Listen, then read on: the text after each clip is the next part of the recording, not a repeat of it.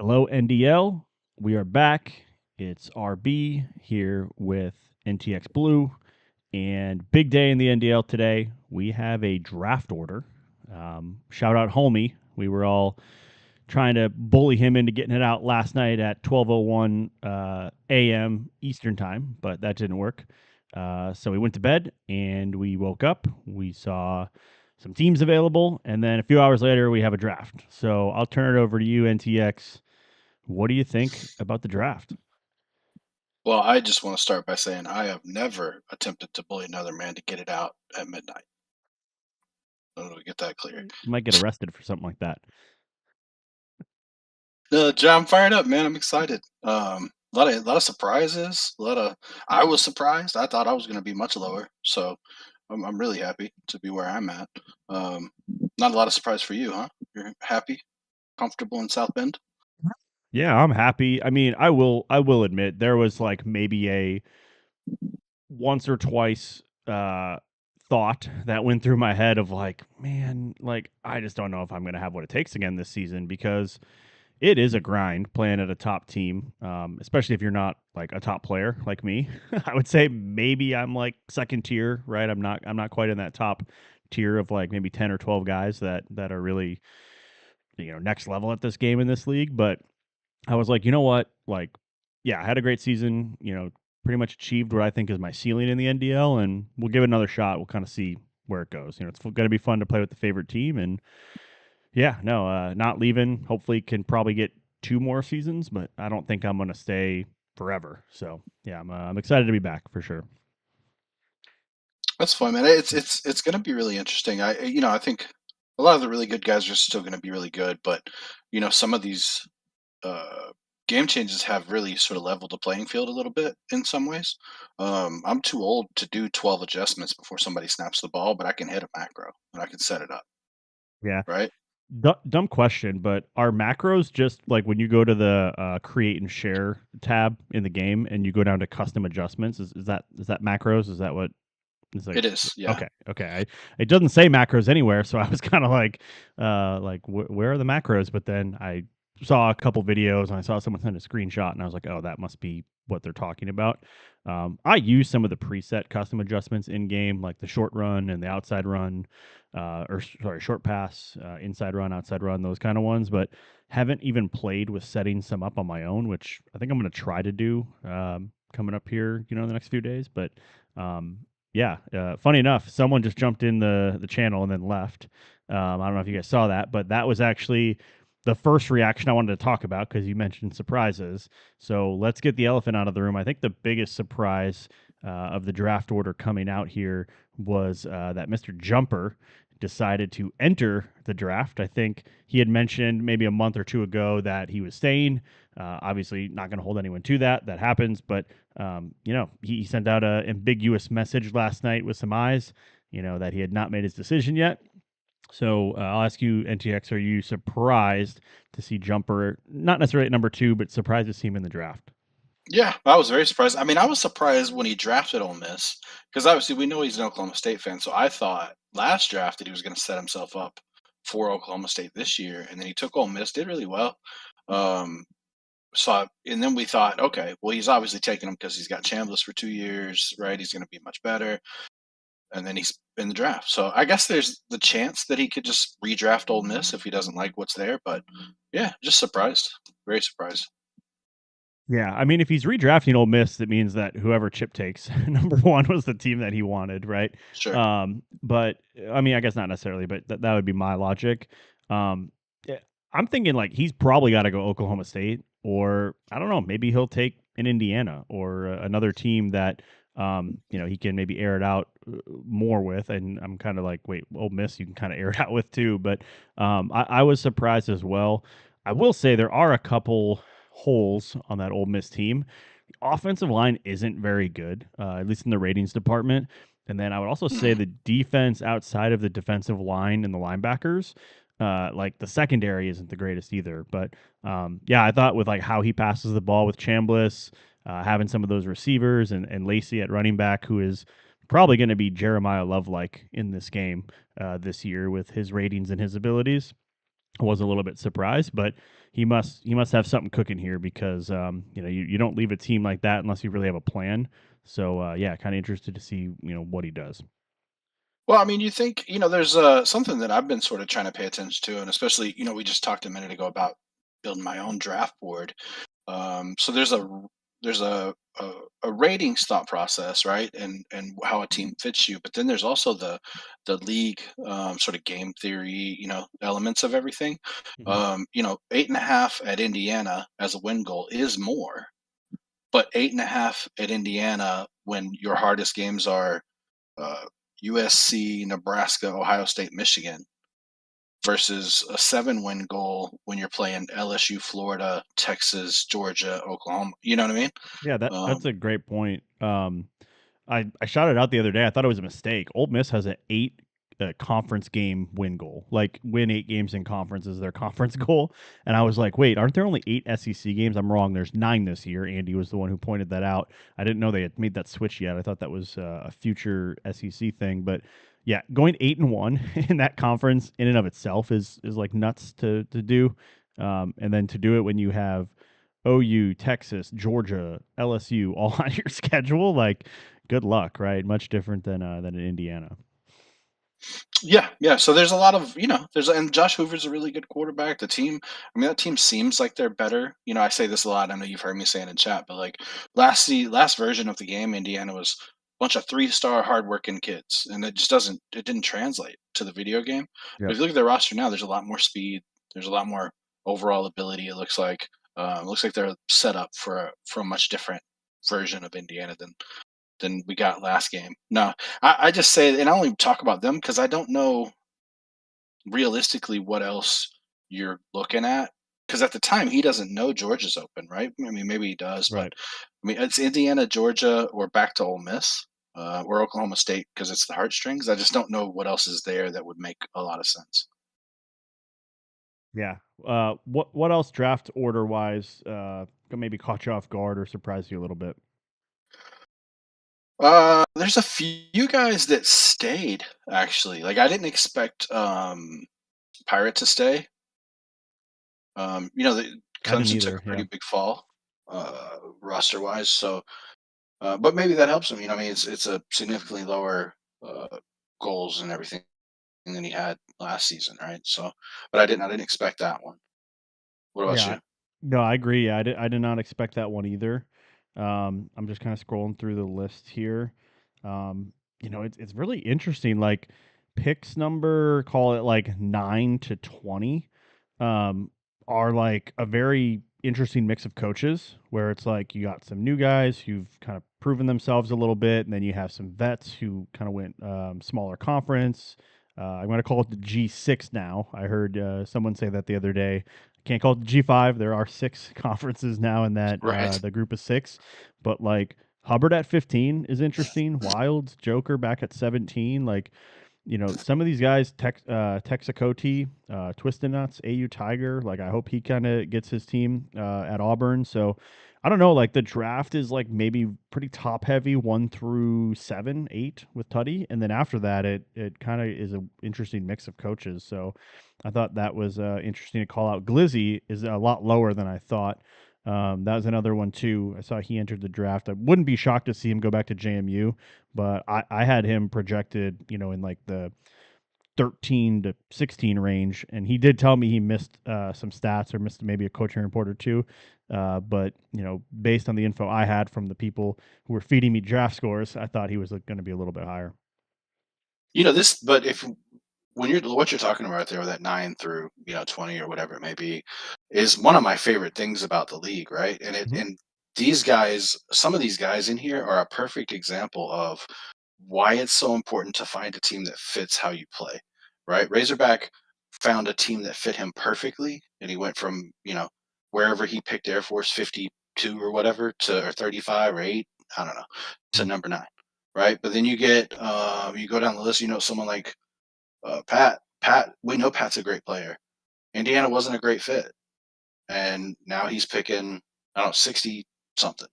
Yeah. You know, Yeah, that another point to make too is that normally the fired coaches list starts at 60. I think, and I might not be accurate on this, but I think it starts at 50 with Devin this year. I see Devin at 50. I would assume he made the playoffs and had like a mid 90 score, like just shy of getting Miami back. So I'd Yep. have to assume he's probably the highest rated fired coach, and that's where quote unquote day two starts. But yeah, I mean, look at that 50 Devin, 51 Pat, 52 Rain, right? Hmm. And then D Ward and Steam, and then Mort. Like that is a really quality group of coaches that, I think Pat said it the other day, is that one of these guys is going to pick a team that ruins someone's season because they're going to end up getting maybe a small power 4 school or a lesser power 4 school and end up on someone's schedule, and that Yep. person is not going to love that, right? So 100%. 100%. And it just like I said, I mean, just that list, you read them off, and it's like, what can go wrong when you get that high draft pick and you maybe don't pick the best fit for you. Also, can we talk about? There's a really interesting one in there, which is dealer leaving Pitt. hmm? You know, Was I that surprising? assume it was because what's better than Pitt at 49? I mean, maybe or 48. Maybe he just overestimated where he would be, possibly. Yeah, but potentially, I also look at like T Fan as well at 45, just a few picks above him. He had Hawaii, and if he didn't get fired, Hawaii's like pretty nice in this game. Better than they were last year, and I think they're one of those teams to keep an eye on in the G6 to maybe make a playoff run. I know that's like crazy to think Hawaii getting into the playoffs, but with how the conference is split up now, and it's not a full Mountain West and it's a Pac-12 Mountain West split. Who knows? That could be a team that sees some very nice ratings, even boosted, kind of like a North Texas last year. So, Sure. yeah.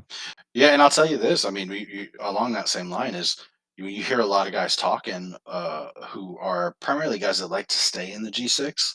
Mhm. That Pac-12 and Mountain West is gonna fill up really quickly. Yeah, I'm kind of sad the Mountain West is like, it's what, 10 and 10 now. Like each conference has 10 teams. It's kind of sad because like the Mountain West in this league got that reputation of being the retirement community, right? Like old vets, and it's like now, if your Mountain West team left to the Pac-10 or sorry Pac-12, like, do you go stay in the Mountain West if you're drafting? Do you go to the Pac-12? It's like it's kind of like a divorce, right? Like, what parents' house do I want to go to this weekend? It's just the interesting wrinkle in this league and what kind of makes it funny and just one of those funny things sometimes. So yeah, that'll be interesting to monitor. But I'm glad now that like you get Oregon State, Washington State back in a conference, and they're not in this weird like no man's land anymore. You know what I mean? Yeah, for sure. Having to schedule 10 games a season. Yep, exactly. Let's stay on the draft. I actually want to talk a little more about teams. So, last year I just mentioned one of them.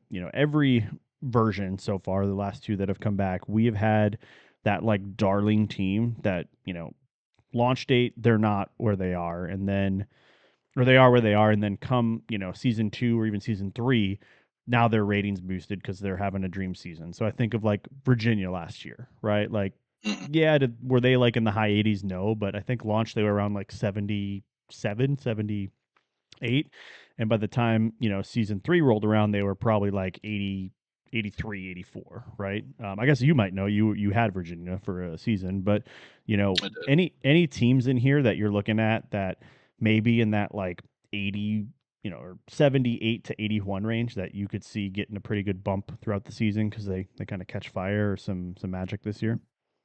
Yeah, I think you have what's going to be really interesting is who starts to pull away in the Big 12 and in the ACC, right? Those are going to be because there's a lot of you go through there. There's a lot of sort of 81 to 79 there. Hmm. Arizona State, Colorado, Kansas State. Then a lot of those are Big 12, but UCF, a lot of that Big 12. Then you get some of the um, that ACC one that was in there was California. Hmm.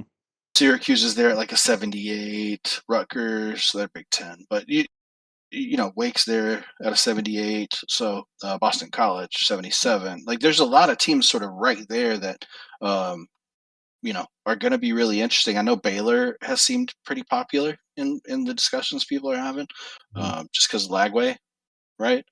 Do they get off to a fast start? Does Utah turn? That's really, I can't really say like specifically this team, but to me, that's where it's most likely to come from. I would think is that Big 12, maybe those few ACC teams.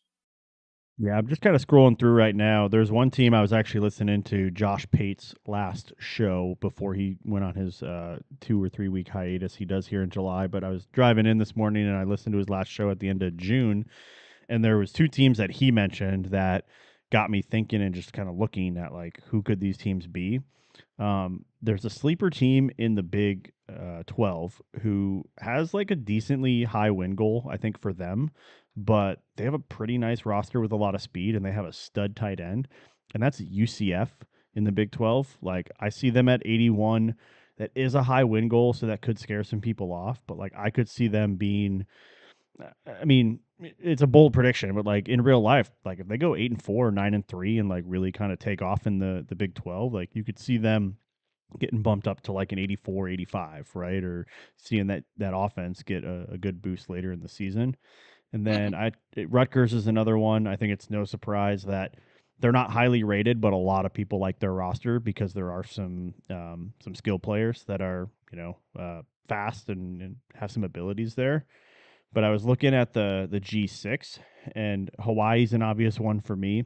But I also looked at Miami of Ohio. I think in the MAC in real life, they're one of those teams that is usually in that MAC championship game or kind of flirting around with it. They're already pretty highly rated, but I could see them being like 81, 82, like we even saw last year with like Kennesaw State. By the end of the version, I think Kennesaw State was like an 81 or an 82. So those are just kind of some teams that in the G5 you could see, having a great season, going like 9-3, and really by the end of this thing having a pretty good rating. So The MAC's always fun, man, and now it's going to be even more fun. It's going to be wide open, right? You just yep. don't. Anybody could land there, right? And now Chip's gone, Yeah. probably, unless he, shocks the world and retakes his chips. Could But you imagine number one pick just to troll everyone and be like, I just wanted to take them number one. Like that Tim would did be that. so Tim did amazing. that in like season 30 or season 31. Like he got his team not with the number one pick. He got his team, and then he went to draft, but he got the number one pick, and so he picked Washington State again. And it was like, why did you do that? And it was like, just to say that I could draft. I drafted Washington State number one, and I'm like, that's There's okay. some That's controversy there, though, right? I heard it. he took him number two because he was too slow. Was it two? I could have swore he was number one. Well, I heard he got skipped because he was too slow to pick Maybe, and but had I to pick think him number two. but I think number two was Vegas, and he was taking Tennessee. So okay, I mean, like in I'm just yeah, giving yeah, Tim no, shit. yeah, in theory, right, or in the Yeah. actual pick, yeah, I guess he was second, but that's I actually didn't know that, so that's a funny story. Um, looking here a little more toward the bottom, for those who are looking at the draft and only see 89 players, and like I think we have like 30 keepers or 20 something keepers. If you're doing the math at home, you're like, where are the rest of the coaches? Those are getting added in here pretty shortly. There's a list of a lot of new guys, so Grimm is not the last one. You're going to see, a handful of coaches. And honestly, don't be surprised if, some of these names on here disappear off of here, just because that happens sometimes. Sometimes guys are out for the summer and not checking into the NDL, and they leave and then they don't come back. It happens, just a communication thing. I hope that's not the case. I hope everyone on this list is drafting and staying, but pretty much happens every season. We lose touch with someone, and then all of a sudden come draft day they're like, oh yeah, I quit, or I'm not playing anymore. So just something to keep in mind there. But I have a um, question for you. yeah, go ahead. So we didn't talk about this. This is on the fly. But looking at every season, this happens. But I think this draft, it's a little bit less obvious than it was in previous years. I mean, previous seasons, especially last version, you had an 84 rated Iowa who was Mm. just an albatross that nobody really wanted, and they would usually drop way out of slot because and most of us, I assume, when you go into the draft, you sort of pull up all the teams and go, okay, I'm picking 40. I'm gonna be in the 79 to 81 rated team range. We'll see who of that's left and who falls maybe out of the higher ratings, right? And you could always kind of count on Iowa to slip. Um, Virginia slipped out of slot range for me that time I took them. What do you see there? In that above 81 range that could fall. Well, I'm gonna answer, or I'm gonna go a different route, and then I'll answer your question. The first, I mentioned this in the live chat yesterday. I mean, you talked about it last show as well. Like, I think you're going to see Texas Tech fall quite a bit at the top. So that's one team that I probably wouldn't touch. Um, Oklahoma, as fun as that team is, you look at that schedule, and it's a 6.5 win goal with like Texas, LSU, Georgia, Ole Miss. Like it's a gauntlet. It always is a gauntlet schedule in the SEC, but that was another team that I see falling. Scrolling through and just kind of looking at some of these other teams, I wouldn't be surprised to see a team like Utah fall really far as well. That roster got kind of gutted a little bit. Obviously, it's confirmed MC's not keeping them. They're available. 6.5 win goal, manageable schedule in that conference, and a lot of teams will be similarly rated. But I could definitely see them falling pretty far. Uh, you mentioned Iowa. That's kind of just the one that stands out to me. Maybe Pitt's another one too. Maybe Dealer didn't keep them because he just didn't like the roster, and the quarterback play might not be the greatest. But yeah, I'm gonna go with that as my answer. What about you? Those Who, are like interesting. you asked me the question, so I'm gonna turn it back to you. What are the teams that you're kind of thinking that might happen to? Sure. Yeah. I think you worry about a team like Missouri. Yep. I know I don't even know who their somebody. quarterback is. I have no idea who Missouri's quarterback is It's in the real life. kid that left Ole Miss that lost the job to Chambliss. Oh, okay. Simmons. Yes, That Austin Simmons. he's decent. So Yeah, yeah, he's solid. He's a lefty, which it takes a little getting used ah, to. yep. I think specifically on the teams that are like just above. I mean, South Carolina's above 81. They're in 82. Their rivals are Texas A&M and Clemson. I mean, goodness gracious! In that league with that schedule, a 2.5 win goal sounds okay. But Alabama, Florida, Tennessee, Oklahoma, Texas A&M, Georgia, Clemson. Yeah. I Yikes! shit on the SEC in real life because I think some of their scheduling is kind of crappy. I feel like some of the higher teams get favorable schedules, and then they just absolutely uh, crush the other ones. Like Mississippi State, gets like a really raw end of the deal.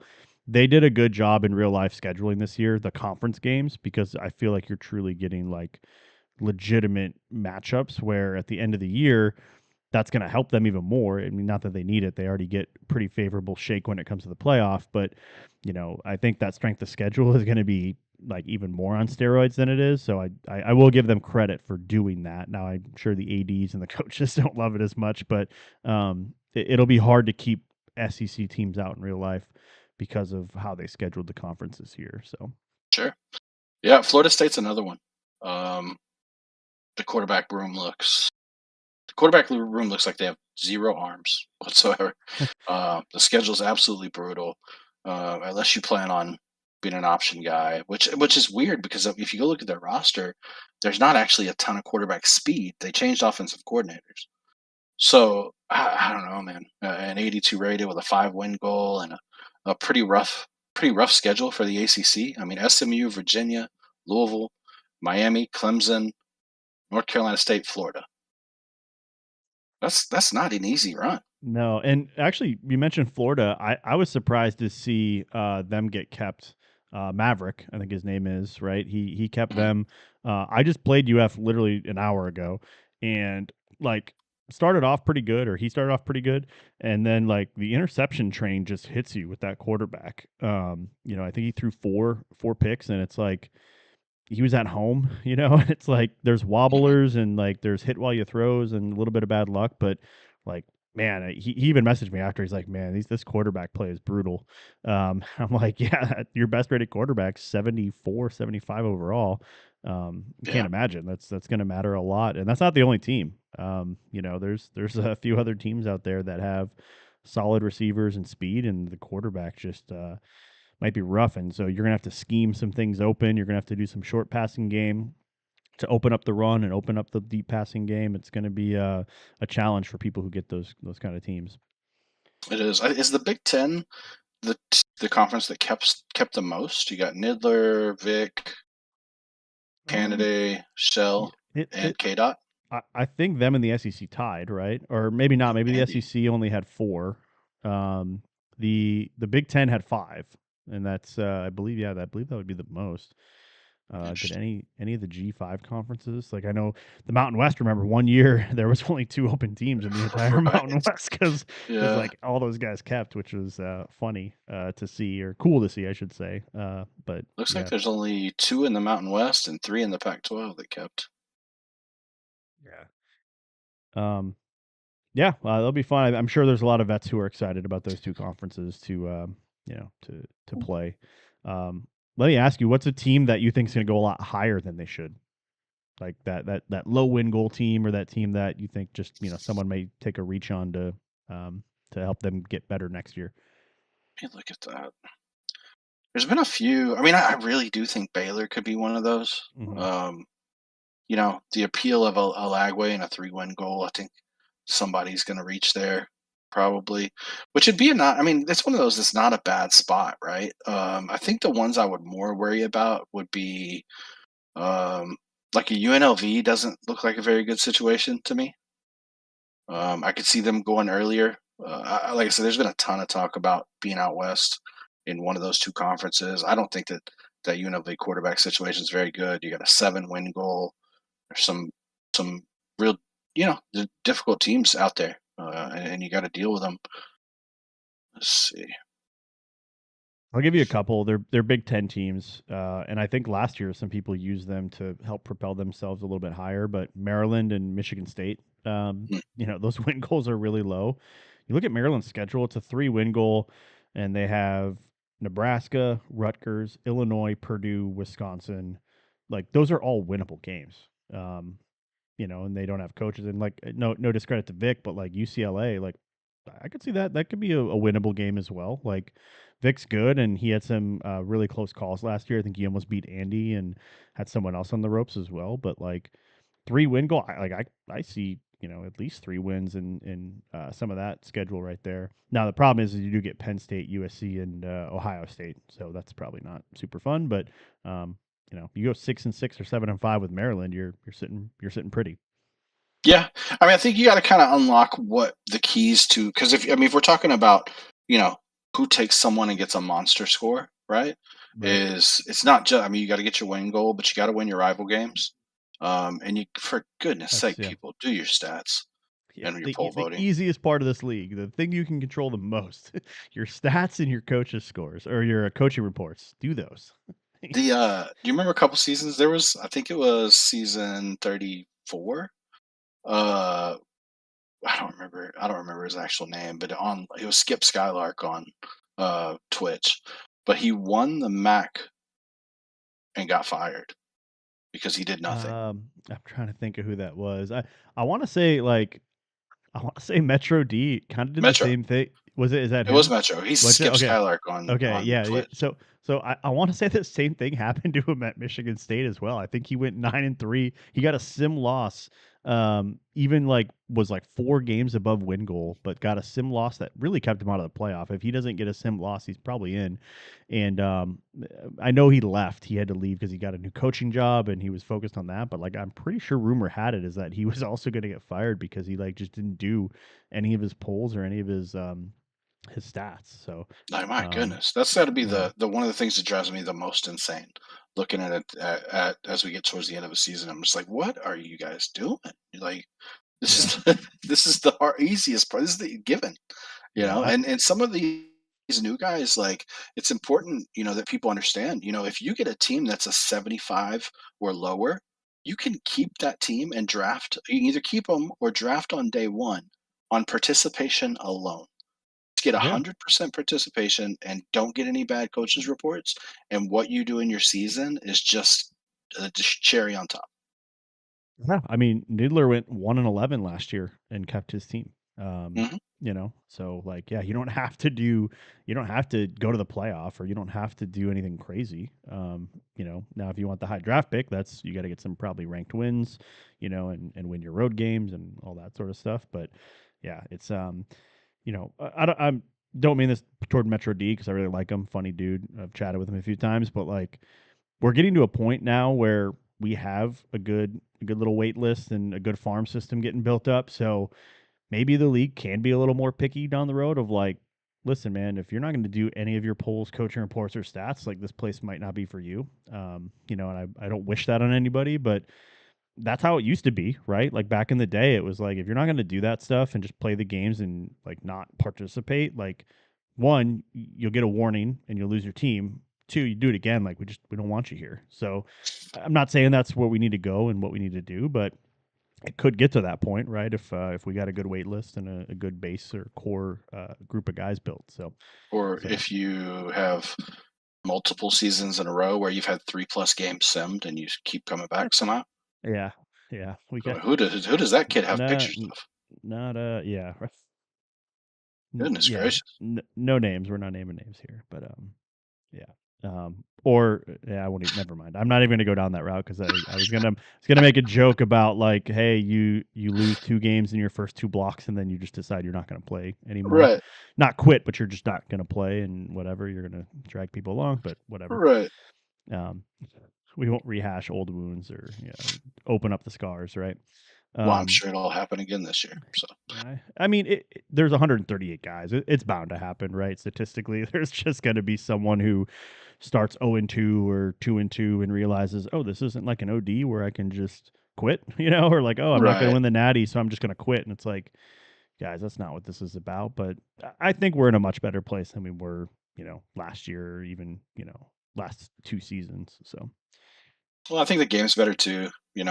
Um, for provided they don't break it. I live in constant fear now that they're going to patch it and break it. But uh, the game is good enough right now that I think it'll keep guys more interested, more engaged, regardless. yeah, it is something I worry about, because I could imagine if you're like a 11-year-old to, say, like a 23-year-old, you might not think this game's a lot of fun. And Hmm. that's who EA, I think, in my opinion, is trying to appease to a little more. Um, just like the arcade style of playing the game. And that's where I'm a little bit fearful of this catch meter thing. And like, I know there's some debate about it today. We won't get into that right now, but like, my fear is the catch meter was built for that 11 to 23-year-old who just wants to make monster catches over their friends and go crazy on each other. And I just hope that's not what happens with it. I've heard people say, oh, that's not how it works. It doesn't work like that. It doesn't work like that. Fine, but like, I also, like you said, have that fear of like, hey, this game, they're always trying to appease to the masses and not the people like us who want to play it a little more sim and realistically. So I think it's completely valid that you have that in the back of your mind, because if those microtransactions aren't coming in and they're not seeing the revenue they want to see, or the buying is down, like, they're going to make some changes to make the game more appealing to sell more. So yeah. Yeah. Well, Well, that's I not mean, the it's case. it's the focus is cut, right? I mean, we're not the focus No. ever. We are a niche community, right? So like, Right. it is. This game is not built for us. Play Now is not built for us. I Mhm. was talking to somebody about it at one point. I mean, we're pretty convinced that Play Now has a little bit more RNG than Dynasty does. Just because if you're in general, when most people use Play Now, they're gonna just sit down and play with a friend. Right. Um, and kind of what it was designed for was like couch play, and you want it to be exciting and randomness to happen, and that's just sort of tinfoil hat stuff. But Yeah. it's an interesting thought. Yeah, not to get too down gameplay, because I want to get back to draft and actually make some picks, do a fun little exercise. But um, I feel like I haven't gotten EA'd as much yet so far, which I think is Okay. a good thing, right? I'm happy about that. So that's a little bit nice to see that you said it's not maybe RNG, or we're not getting hit with those like roller coaster NFL blitz like momentum swings, when if you know what I'm talking about, like, hey, Yeah, you go on 21-0 in NFL blitz, and then all of a sudden the losing team just is superhuman and you can't stop them, so hopefully that's yeah. I think the only thing I've really seen has been more. I mean, the game uses animation instead of physics, right? Mhm. So if you have, say, you got a receiver who catches a ball, and there's a crowd of 3 people trying to tackle him, and he stiff arms one of them, then the other tackles don't register. Mhm. So that's been a little bit frustrating. I've seen a few. I've given up a few really long touchdowns for breakouts like that, but that's just sort of a, that's going to come with that's the nature of the beast based on how they built this game. And I try not to get too worked up about those. Yeah. Um, Sorry, give me one sec. I'm responding to my wife's text message because I'm out of town right now, and That means you're on a clock with that response. yeah. Um, okay, so let's talk picks. Let's talk draft. I tasked you with a fun exercise that I'd like to try and do. Let's draft. Let's go through maybe like 15, 20 picks, and we'll go every other. I want you and me will put ourselves in the shoes of that person and what we think they should do or what we think they will do. And so, you know, I'll let you start at number one with Chip. If you were Chip and you're drafting number one, you're taking who and why? Yeah, I think if you're number one, Miami is who you have to take. I don't think it's negotiable. They're too good. They're too far and away the best team available, in my opinion.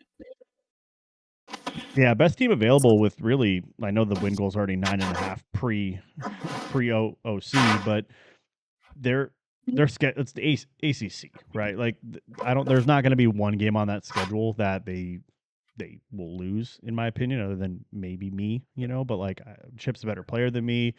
That's going to be my toughest game. It's not going to hurt him conference wise either. So like, even if he loses that game, he's probably still 8-0 in that conference or 7-1 and in the playoff or in the conference championship game. So yeah, I agree with you on that one. Um, Number two, I'll take Jumper. Um, Man, like I was gonna pick Jumper to win the national championship this season if he was at Ole Miss. I just thought like there was times last year he looked so good with them, and I know it didn't end well. It kind of spiraled against Jiggy, as really everyone does. But I'm gonna say Jumper is taking Oklahoma State. No surprise, it's his favorite team. He's going home. He's taking them, and the reason he's taken them is because their offense is really good. They got Mestamaker 90 overall at quarterback. They got Hawkins a 91 at running back. I think they have a 90 overall receiver as well. Like I think he's going to fill it up with them, and I wouldn't be surprised to see him at the top of the passing yards and maybe even breaking some records this year with that offense. And it's a pretty wide open conference, right? I mean, you got BYU. BYU is probably the. I mean, obviously Tech, but I kind of write Tech off a little bit because of the quarterback situation.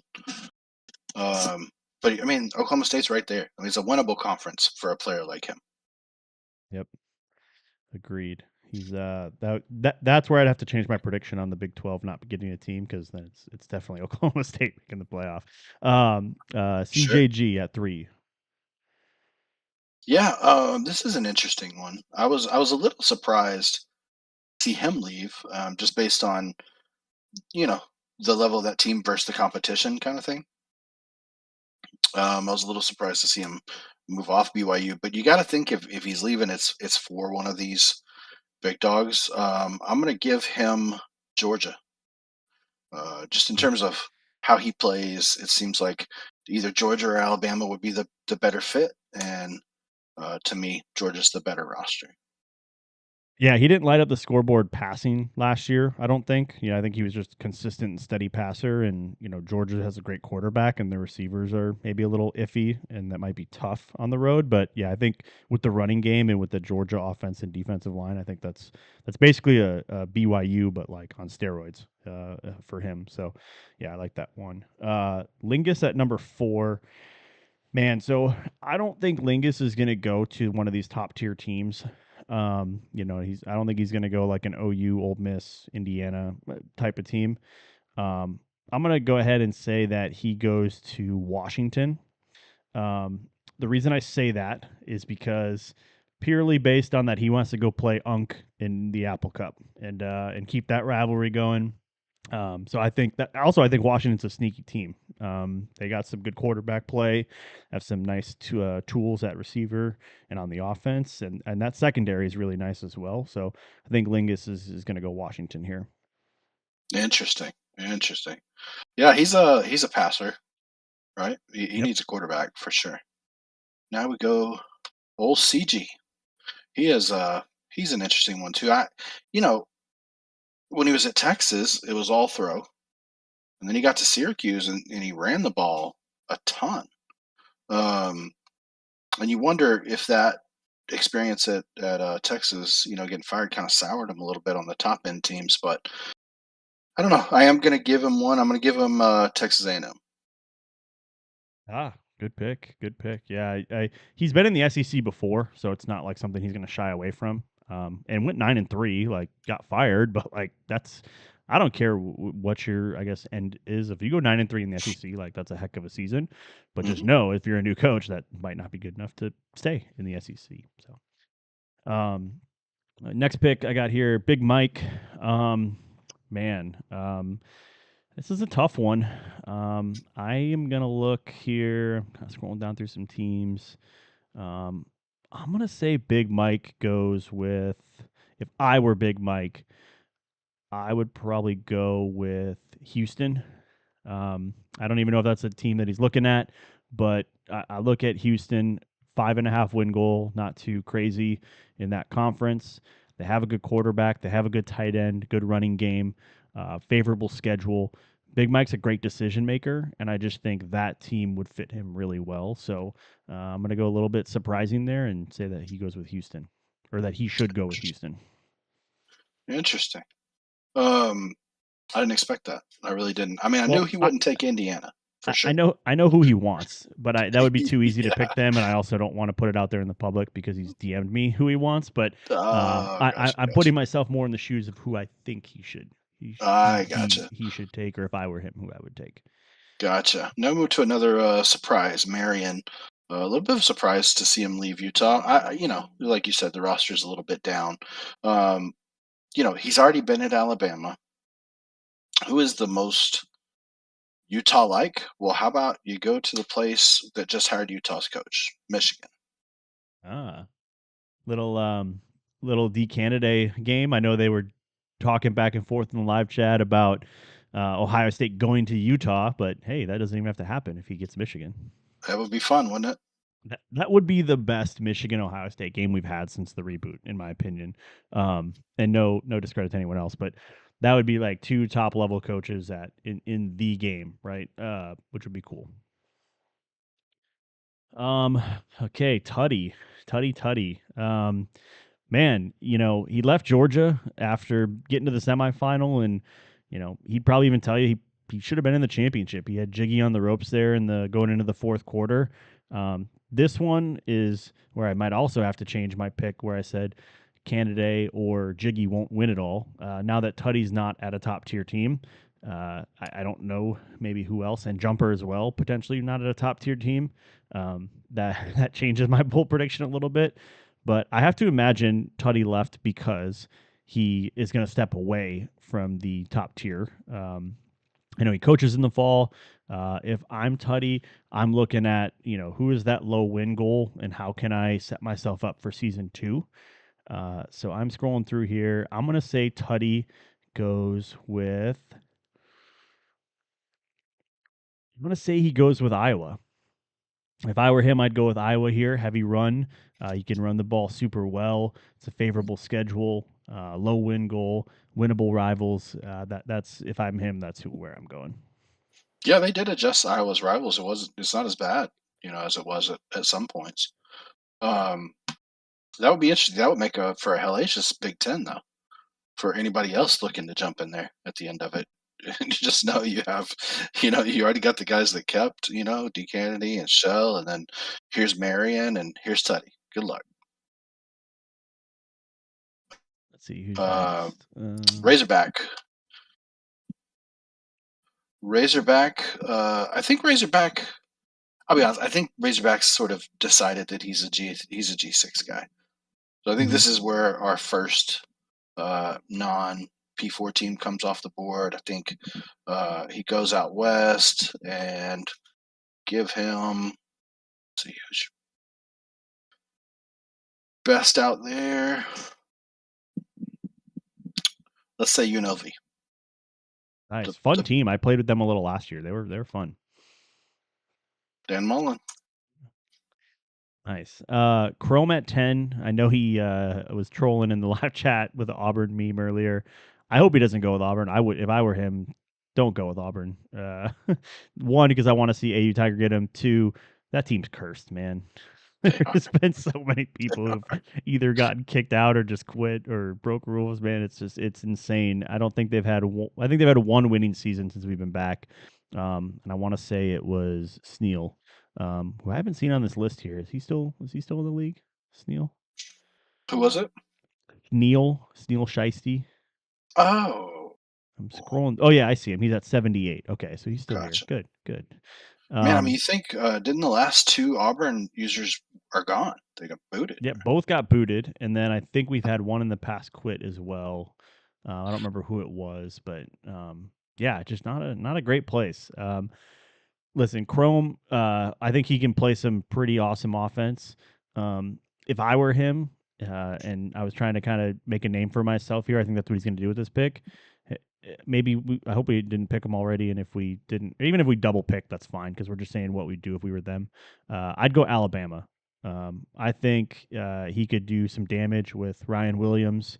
I know the quarterback situation isn't the greatest, but they got that redshirt freshman. I can't remember his name exactly. Keelan Russell.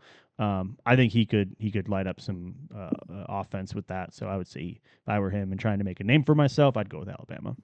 Interesting. On to Finesse. Finesse is a really good player. If you look at him, yeah, he's a great dude.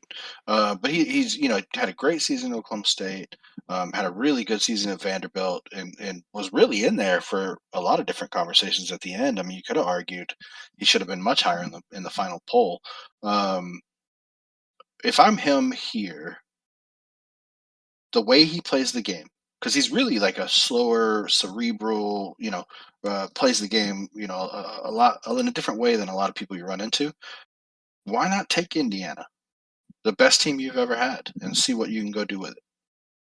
Yeah, I think that team fits him really well. Also, similar. I mean, Josh Hoover's a little taller than Pavia, but I just think that airing it out and throwing the ball that way, I think would fit him really well. So it's a good pick. Texaco T, man, that's a tough one. I don't know a ton about him. This is a great pick, though. He had 1 year in the league, right? One season, and back for season 2, and he's in the top 12. That's pretty solid.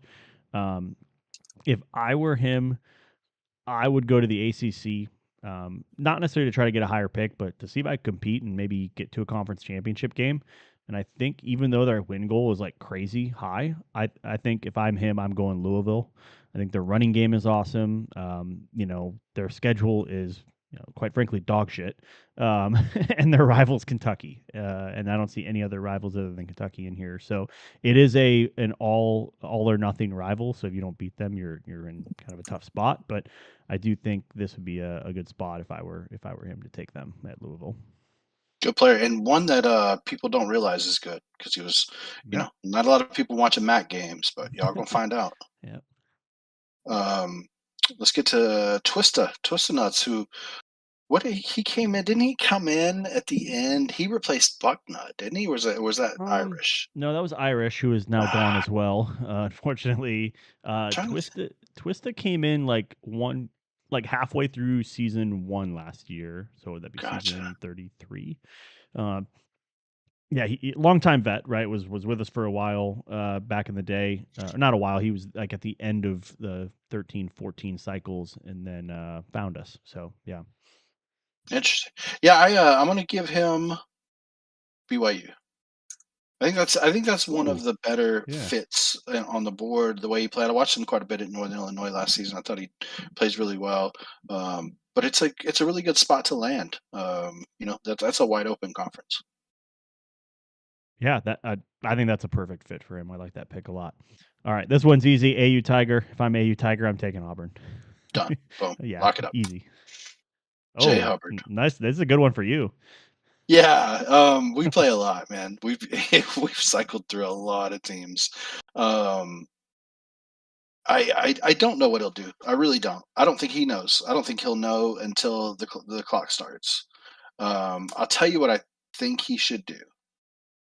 I I really think when you make it to a top 15, top 20 pick, just take the best team you can take and go see what you can do with it. You know what I mean? Like if the way this board fell, if I'm Hubbard, I take Ole Miss Oh. Oh, yeah, and that's go right. see. That's a team. It's a team we haven't even mentioned yet. Probably not going to last this long, right? Someone is probably going to take them earlier, but that's cool. I mean, he'll if he was on talking to us right now, he'd be like, "I'm not never going to the SEC. I'm not doing that." But like, I agree with you. Like, why not? Why the hell not? Right? Like, he said it before. He's not the kind of guy here to try to win a championship or even like compete for a conference. He's here to have fun and like I think back to U.S. Marine. I think it was like second season back. He had a really great season his first season, and then got a high enough pick and got Bama. And it's like he Hmm. said he's like, I'm how many chances am I going to get to take a team like this in the NDL? Exactly. And Yeah. so it's like, why not? Just give it a shot, see how it goes. And if you're truly a G6 guy anyway, and that's more your speed and what you enjoy, like cool, you'll end up back there next season, right? Yeah. So maybe not. He's much improved, really improved player. I told him that the other day. I was like, dude, you had a hell of a year last year, and you had Big Mike on the ropes, and then you had Ryan Collins in the bowl game on the ropes, who was like almost a sleeper to win his conference and sneak into the playoff. But yeah, so that's a good pick. Let's do like 3 or 4 more. We'll get to 20 and we'll stop. Just Sure. otherwise, we do this forever. And actually, I do want to go down to like maybe a little bit further in the draft to those coaches we talked about earlier, like Pat and Devin and whatnot, and just maybe do like 2 or 3 picks down there. But where were we at? Wilds. Oh, okay. Wilds, man. Awesome at Iowa. That was, that'd be a team I already picked them, but that'd be a team I think he might try to get back to. Um, Man, if I'm Wilds, looking at probably a lower win goal. He's always said on record that that's kind of his speed. Um, I think Wilds would do well out west. And I'm gonna say going to somewhere like Arizona State would, if I were Wilds, would be a good spot to be.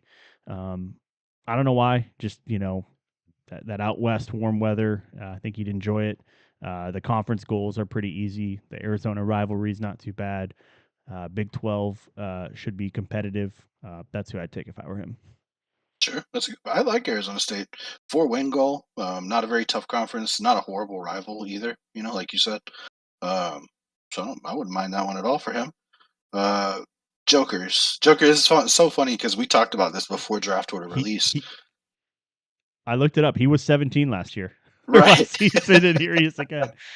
It's not So a bad there's the pick. It's not a bad pick. Yeah. no, it's not. It's just it's that old game theory. I mean, just what do what's your goal? And if it's to move up, sometimes it doesn't always work that way, and sometimes you end up lower or right where you were, right? Um, so I will say it may not have even been to move up. I mean, he does seem like a guy. He was at Memphis for quite a while, right?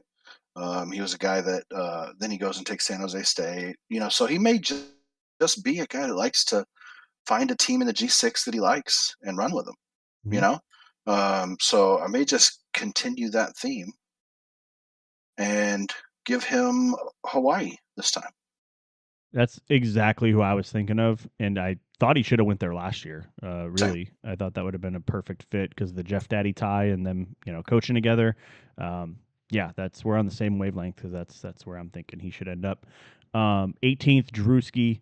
Drewski, great offensive player in my opinion. Was really nice at Washington. Obviously, probably bit off a little more than he can chew. It was his second season going at Washington, and maybe just wasn't ready for the power conferences. But I think he's ready now. Had a hell of a year last year. If I'm him, I'm going with SMU.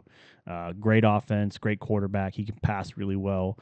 ACC is winnable. If I'm trying to compete for a playoff spot or win a conference, if I'm him, I'm going SMU. Nice. SMU's really under. I mean, that's a team that, if they really drop to 18, what a great get that would be. Yeah. because that quarterback's fantastic. Chop. If we know anything about Chop, right, it's two things. One, he's a USC fan. Two, Cal couldn't run the ball, and he was very upset about it. We're gonna get Chop to a place that all they want to do is run the ball, and that is Missouri. That's I think that's a good fit, and now that I know who their quarterback is too, like he can pass as well, so I think that's a good fit for him. Another opportunity for him to jump into the higher ranks too with the SEC and kind of make a name for himself. So I like that one. Next, number 20, and actually I'll let you do Beer Cop too. So we'll go to 21 just because we love Beer Cop. Big Red, my opponent in the playoff last year, played a hell of a game defensively, had me in knots. I was just fortunate enough to pull it out.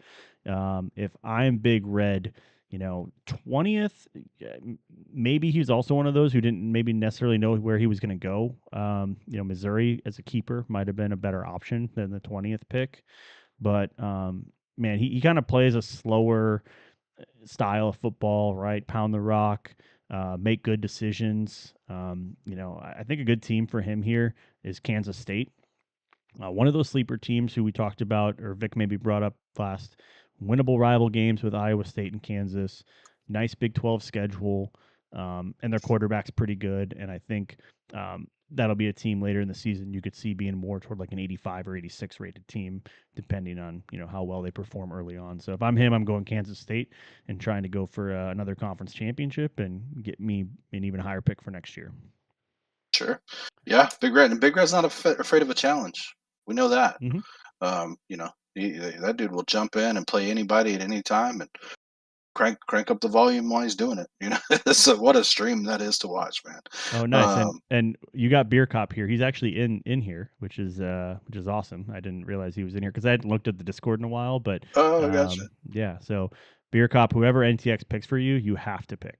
That is your pick. These are the rules. Yeah. I don't make them. It's funny. I think Beer Cop. I think he's another. I think he's happy going G6. I'm going to give him Air Force service school.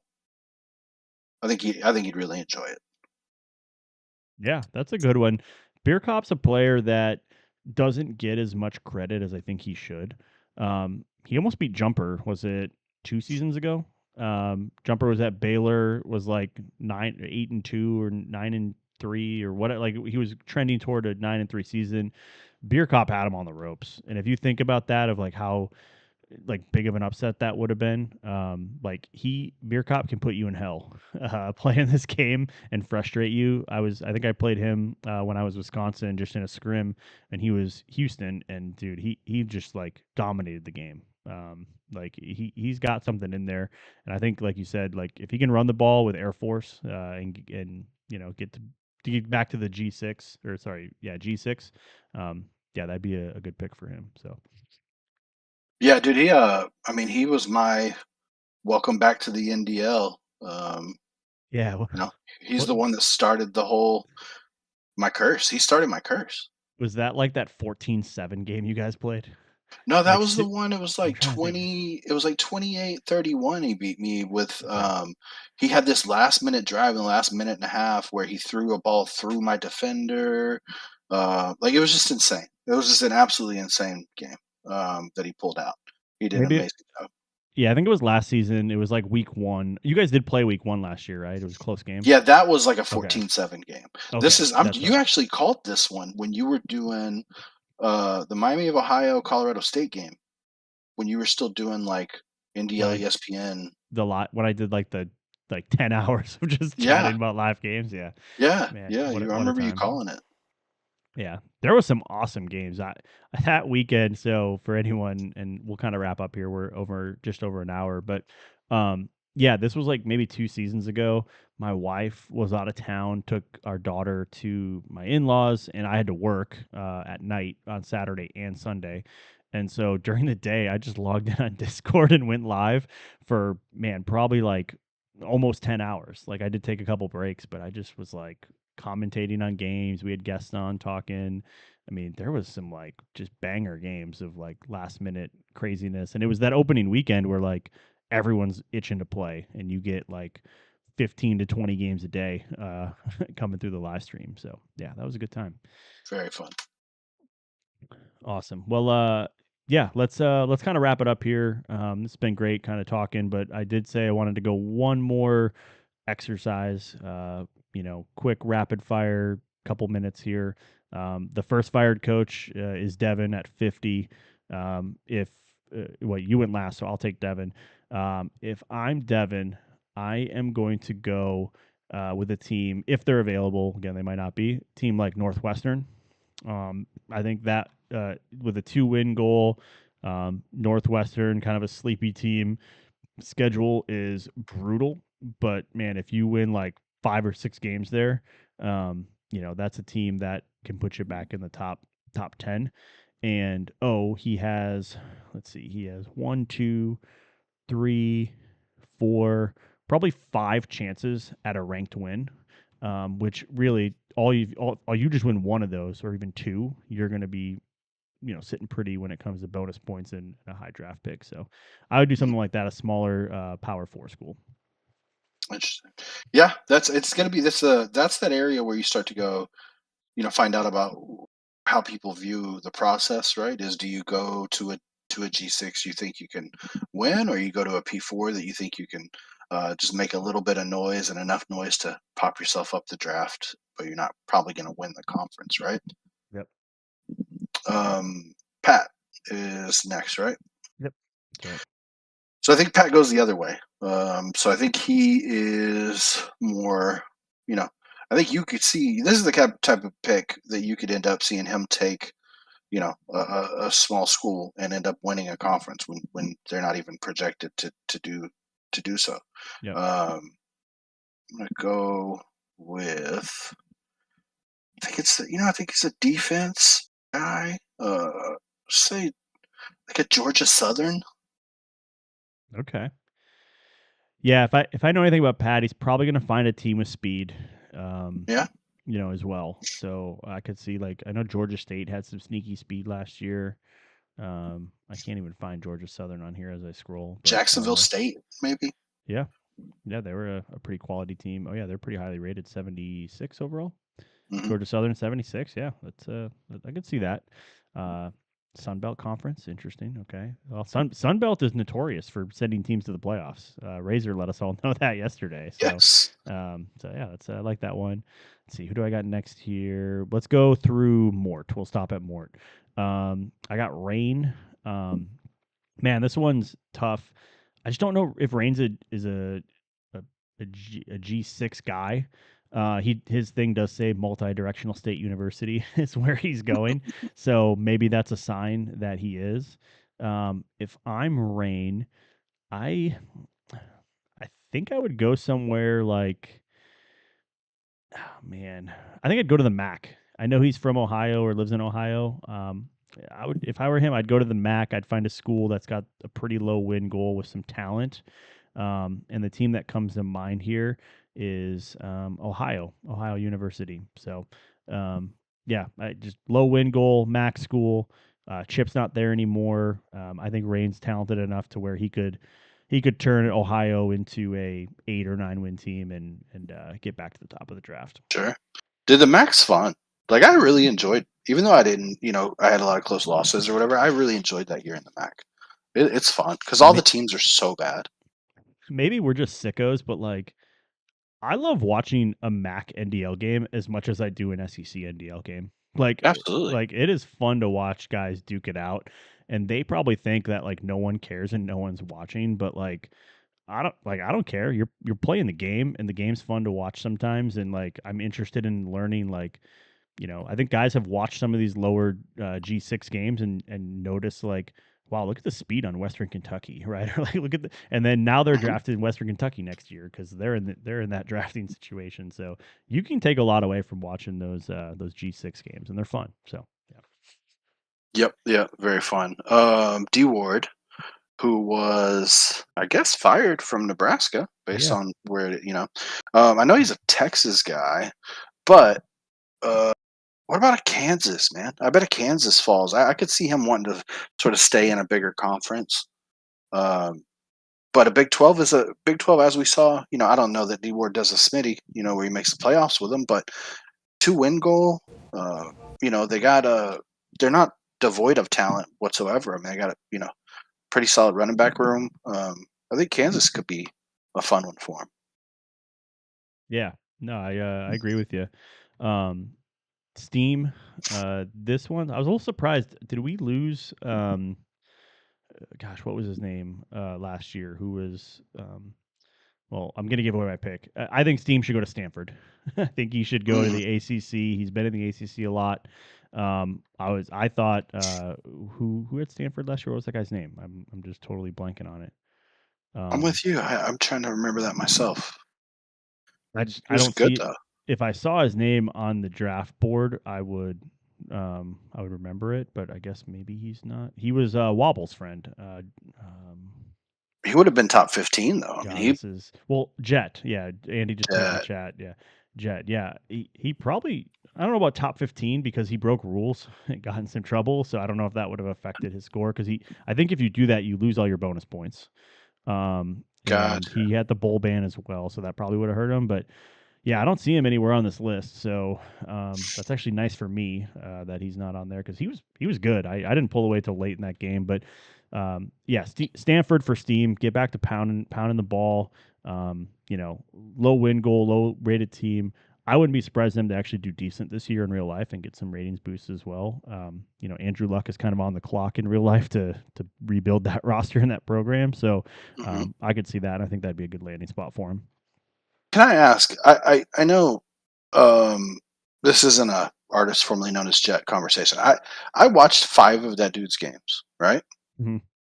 And every single game, I walked away going, I don't understand how he's doing this.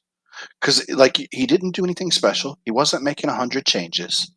He just Yeah. called the defense, and his team did what he asked them to do. And I don't know what kind of voodoo he set up over the top of his PlayStation, but I couldn't get mine to do that. So I'm going to tell a funny story that happened in DMs, and I'm sure he won't get mad at me for saying this, but like me and D Canada chat from time to time, and really mostly about just about the game, but then we talk about kids and stuff too. But when he lost to Rutgers and the whole bus fiasco of like RBs chasing down the bus, right? Like he lost to Rutgers, and he DMs me and he's like, is he cheating? And like, not seriously, but he was like, what is he doing like with Rutgers? So like, I know exactly what you're talking about because sometimes guys just get things to go their way, and I don't know how or why, but that was very similar to Jet. Like, he beat Devin. Devin was Miami. Devin's like a top 7-8 player, right? Like he's really good, and he beat him on the road with Stanford. Right. Once, I mean, he couldn't stop the run for me, which is like no one really could because of Love. But once I figured out his offense after the first half, he was a lot more stoppable. But he was good with that team. That team was not very good last year. But yeah, I don't know, man. It's a good question because like I've seen it happen before. It's like, how do these guys make those catches between 2 defenders when my guys are dropping it, barely being touched, right? Like it's one of those weird things that just kind of happens in this game. So yeah, I don't know, man. I don't know. I just had to get that out because I've been wondering it for 6 months. No, you're right. Last pick here, you got Mort. Mort. I don't think Mort goes G6. I think Maryland treated him really, really well. I think he repeats that thought process. Let me find. Now, what does that mean? I'm not sure yet. I'm about to tell you. Let's see. You know what?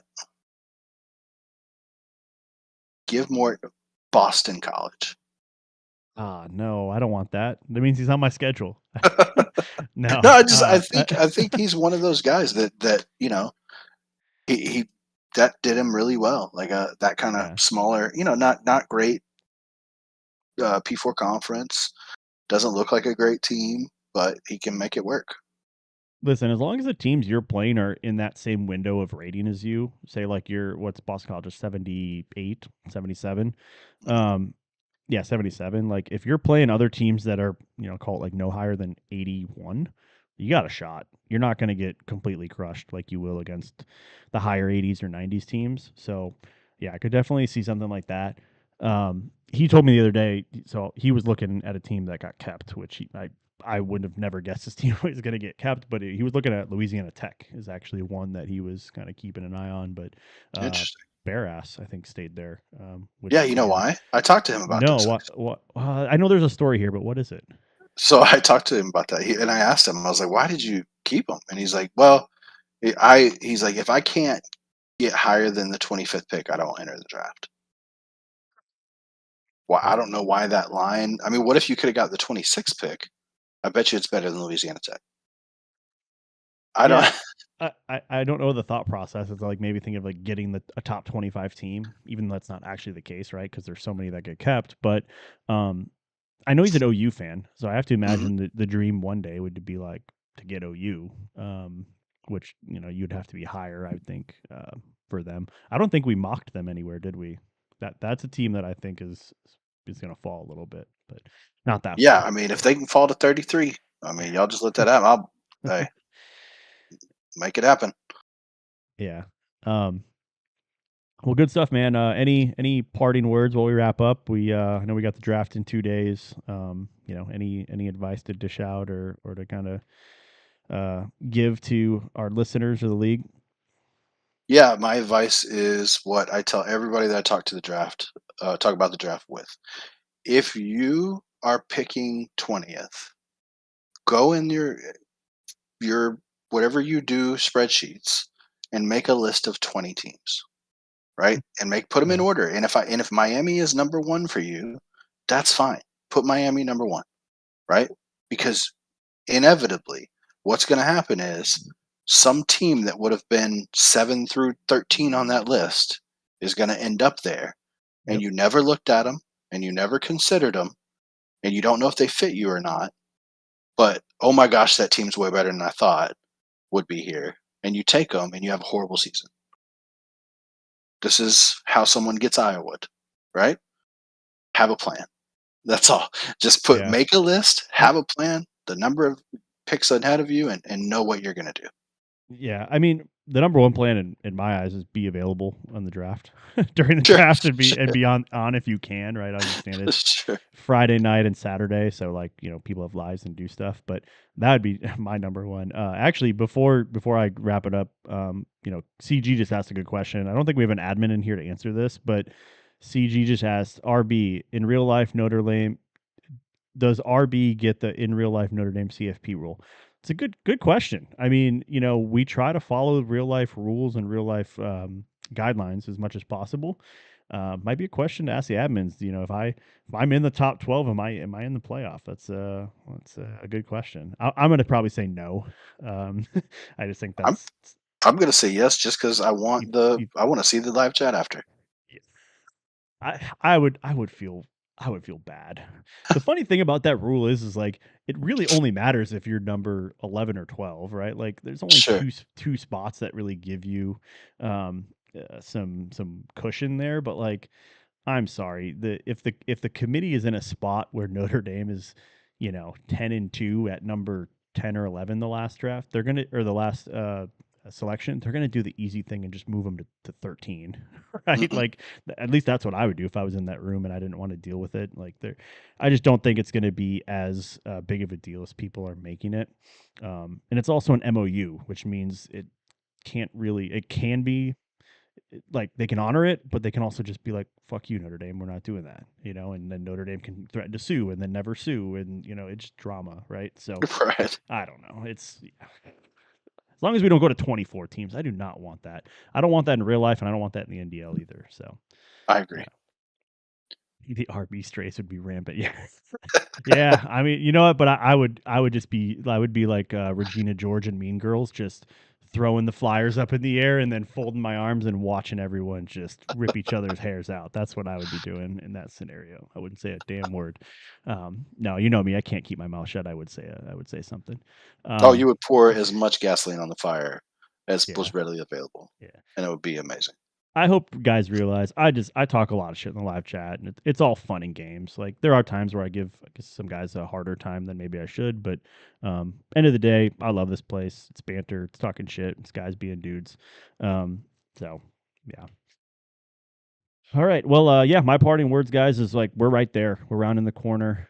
It's exciting time. I'm really juiced up on NDL lately. Gonna try to produce as much content as I can, especially when I'm on the road and I have the time to do it. But man, excited for the draft in 2 days. For y'all traveling to Nashville, have fun, be safe. Take good care of each other. And just can't wait to see the draft and be part of it. And yeah, thanks for joining, guys. Appreciate you, fellas.